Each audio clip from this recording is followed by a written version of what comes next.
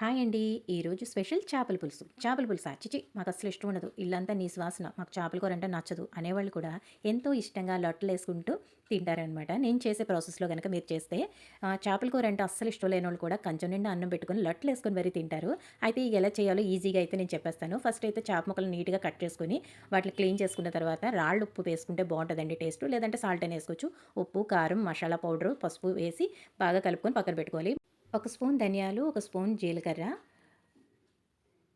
కొంచెం అల్లం ముక్కలు, కొంచెం ఎల్లుల్లిపాయ, ఉల్లిపాయలు మనకి మసాలాకు తగ్గట్టుగా చూసుకొని ఉల్లిపాయ, టమాటా ముక్కలు వేసుకోవాలండి. ఉంటే గనక ఎండు కొబ్బరి కూడా వేసుకోవచ్చు. టేస్ట్ అయితే చాలా బాగుంటుంది. లేకపోతే స్కిప్ చేసేయచ్చు, పర్వాలేదు.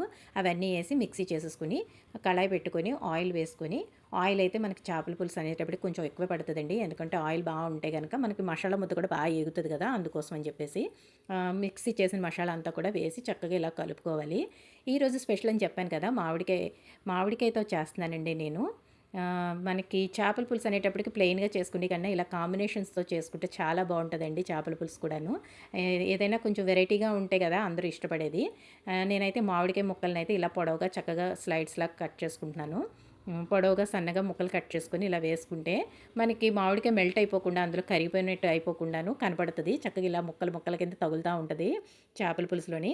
ఫస్ట్ మసాలా ఏగుతుండగానే ఈ ముక్కలు కూడా కట్ చేసేసుకొని తొక్క తీయక్కర్లేదండి. తొక్కతోనే అలా కట్ చేసుకొని వేసుకోవాలి.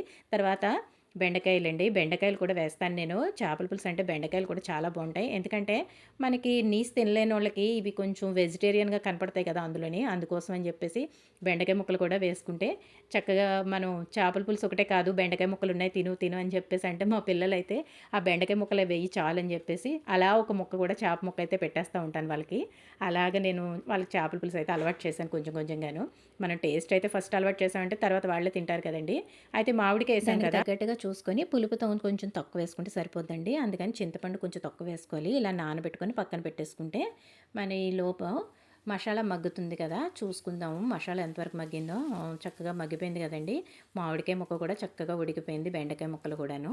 తర్వాత ఈ మనం కలిపి పెట్టుకున్న చేప ముక్కలను కూడా అందులో వేసేద్దాము. వేసేసిన తర్వాత చక్కగా చింతపండు పులుసు దగ్గరగా చక్కగా పిసుక్కుని అందులో వేసుకున్నాం అనుకోండి. ఫస్టే వాటర్ ఎక్కువ వేయకుండా కొంచెం కొంచెంగా మనం చూసుకుంటూ వేసుకుంటే మనకి ఎంతవరకు కావాలో చిక్కగా పెట్టుకుంటే చేపల పులుసు బాగుంటుందండి. మరీ పలచగా ఉన్న చేపల పులుసు నీళ్ళలా ఉంటుంది కదా, టేస్ట్ పెద్దగా అనిపించదు నాకు. మాకైతే కొంచెం చిక్కగానే ఉండాలి. తర్వాత కారం, ఉప్పు మనం సరిపోయిందో లేదో చూసుకుని దానికి తగ్గట్టుగా వేసుకోవాలి. ఫస్ట్ అయితే కొంచెం తక్కువ వేసుకోవచ్చు, పర్వాలేదు కలుపుకున్నప్పుడు. తర్వాత ఉడికేటప్పుడు చూసుకొని వేసుకోవాలి.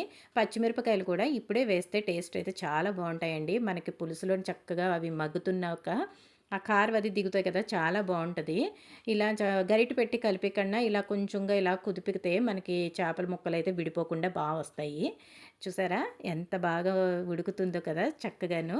అయితే ఇప్పుడు జస్ట్ కొంచెం అలా కలుపుదాము. గరిటె పెట్టి కలిపిన తర్వాత చూడండి ముక్కలు అవి విడిపోకుండా చక్కగా వచ్చింది. కొత్తిమీర జల్లేసి దించేయడమేనండి. చేపల పులుసు అంటే చాలా ఈజీ అండి. ప్రాసెస్ అయితే చాలా సింపుల్‌గా అయిపోతది. మామిడికాయ, బెండకాయ, చేప ముక్కలు ఎంత బాగున్నాయో చూసారా? అయితే వేడి వేడి చేపల పులుసు వేడి వేడి అన్నంలో వేసుకొని తింటే ఎలా ఉంటుందో టేస్ట్ చూసి మీకు నేను చెప్తాను. చూడండి, వేడి వేడి అన్నం, వేడి వేడి చేపల పులుసు, చెయ్యి కూడా కాలిపోతుంది నాకైతేని. మీకు చూపించడం కోసమని వేడి వేడిగా తినేసి చూపిద్దాం అనేసి నేను అలా వేడి వేడిగా తింటున్నాను. అబ్బా! చేప ముక్క చూసారా అస్సలు విడిపోకుండా ఎంత బా వచ్చిందో కదా!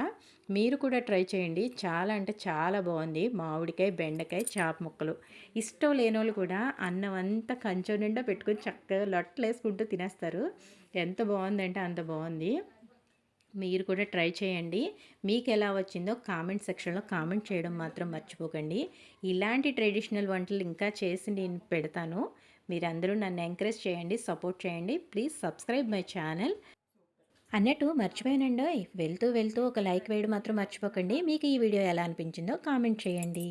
Thank you for watching.